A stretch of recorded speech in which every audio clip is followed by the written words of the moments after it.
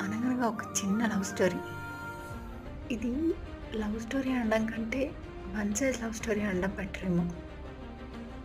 అంటే మనకొక relative and ఒక ఫ్రెండ్. రిలేటివ్‌ని ఫ్రెండ్ ఇష్టపడుతున్నాడని తెలిసినప్పుడు ఇటు రిలేటివ్ క్లోజే, అటు ఫ్రెండ్ కూడా క్లోజే.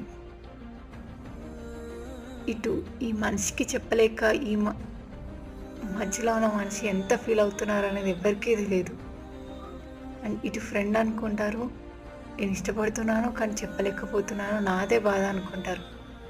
కానీ వీళ్ళిద్దరికీ ఏది చెప్పలేకపోతున్న ఫ్రెండ్ ఇంకెంత బాధపడుతుండొచ్చు. అసలు ఈ ఫ్రెండ్ ఏం చేయాలి? తనని తాను మోసం చేసుకుంటుందా?